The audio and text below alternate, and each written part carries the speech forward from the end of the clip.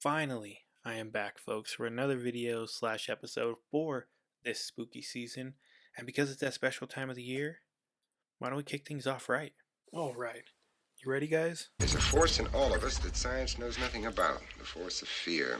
Welcome, everyone, to Induced Fear. I am your host, Oscar, and for the remainder of this spooky month, I'm going to be wearing a costume for every episode. So, hope you enjoy that, guys. Now, this story takes place in the 1940s, early 1940s, I think 41 and 42. Sadly, this story doesn't involve the friendly neighborhood Spider-Man that we all know and love. It actually involves a murderer, this Spider-Man being said murderer. So in no way was this man even close to a hero. We'll start with our victim. His name was Philip Peters, and he lived here in Denver, and he was a retiree. His wife's name was Helen, and they had a couple of kids.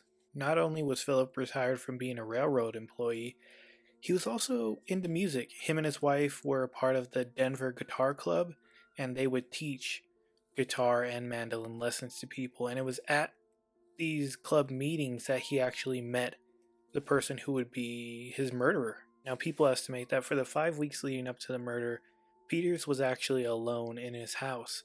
His wife was in the hospital recovering because she had fallen and broke her hip. But during this time, it was just him. And during the evenings around dinner, because it was such a tight knit community in that area, people would actually invite him over and they would have dinner with him so that he wasn't eating alone or spending that time alone, since he would always have it with his wife. On the night of October 17th, 1941, Peters discovered a tall, gaunt, disheveled looking man digging through his ice chest. Peters naturally screamed and hollered, telling the man to get out. A fight ensued. This man then grabbed an iron cast shaker and brutally beat Peters over the head with it until he was dead. It was only an hour after that that neighbors kind of got worried that he wasn't showing up for their late night dinner, and they ended up calling the police because they found his body in his kitchen. Now, when the police got there, they couldn't find any trace of someone being inside the house. They looked everywhere. It was like this murderer had just vanished into thin air. Now, when Mrs. Peters finally returned home, her and her friend would often hear strange noises all around the place. There would be food missing, things placed in certain areas that weren't there before, and it started to continue to happen over and over throughout the nights. Even the strange smell started to permeate the place. Now, initially, they thought the place was haunted, so Mrs. Peters decided to relocate to Grand Junction, Colorado. And the police, who would often check on the area, on the house, because it stood vacant after that, they would still continue to hear noises. They would still have that strange, disgusting smell there, and it seemed like nothing had changed. Like it was still being haunted, even though nobody was there. Everything changed, though, on July 1942 when the Denver Police Department decided to station 2 detectives there to watch over the house. Detective Bloxam and Jackson both surveyed the location, watching over the house until they actually saw a man inside the place. Now, when they went to go run inside to check out who it was or to catch them, it was completely empty.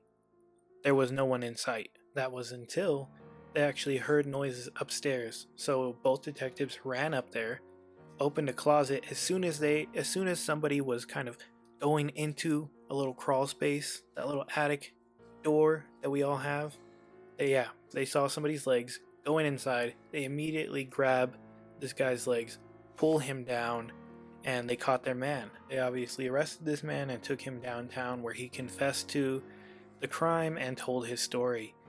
His name was Theodore Coney, and he was actually born in Illinois and then relocated to Denver, where he stayed. Now, Theodore had a hard life. He had a bunch of medical problems. He couldn't keep a job. He was just down on his luck. But he ended up going to this same guitar club that Peters went to, and they became acquainted, and that's where this whole thing began. Now, one evening, Coney decided to go over to Peters' place to ask him for maybe some money and some food, maybe a place to stay. Who knows? But during this time, they were actually in the hospital because it was the time that Helen broke her hip. And because they weren't home, he decided to break into the place, steal food, whatever he can, and then leave. Now, Coney's decided to break into the house again and repeat what he had done before, but during this time, he was actually spotted by Peters, and that's when this whole thing began. And he told police he only had a split second decision to act, and his choice was to murder him. And he just ran off into the attic, and that's where he stayed for the remainder of the time in that place. He had made his own little nest. He collected his waste up there, and he also had not bathed at all until the moment he was caught. This stench actually made one of the officers vomit on site because it smelled so bad. Now, the officer who threw up, his name was Fred Zarnow, and after he threw up, he said, this man would have to be some kind of spider to stay up there that long. And after that, the Denver Post kind of ran with it, dubbing him the Denver Spider-Man. Now, Coneys was convicted and charged of murder by jury just a few months later in October 1942, and he was sentenced to life in prison. And he spent his remainder of time in prison until he died, and he was buried in a cemetery nearby that prison. Now, I share this story because not only is it creepy, but Helen actually believed they were dealing with a haunting. She thought maybe they were being haunted by her husband or what have you because of that murder. Maybe a negative energy got left behind or something, but she believed it was a haunting because she never saw a man. She never actually saw him like Peters did. And so did the cops, and everybody in the neighborhood would just kind of hear these weird noises coming from the house even while it was vacant, and that smell still stayed no matter what they did, until it was found out that it was actually a person. And I think that just makes it creepier. Like, because now it's something living.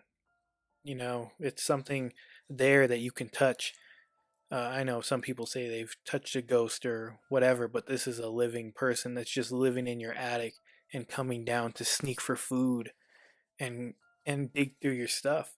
And there have been multiple cases of people living in those attic crawl spaces and then coming down to either pee in a sink or go through their fridge or eat half of something, and then they have videos of the person eating that meal the next day. It's just a crazy invasion of privacy, and I think way more scary than a ghost or anything. So the Denver Spider-Man was my first pick for this spooky month and our brand new episodes. So I really hope you guys enjoyed this episode. Thanks for sticking around and coming back to watch me. If you would like to share your own stories with us, you can email us at inducedfearpod@gmail.com.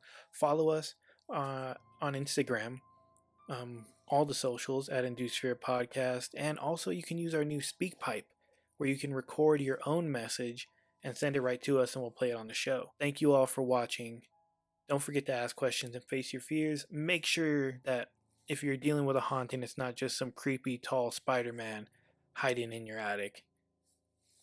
Thanks for joining me on Induced Fear.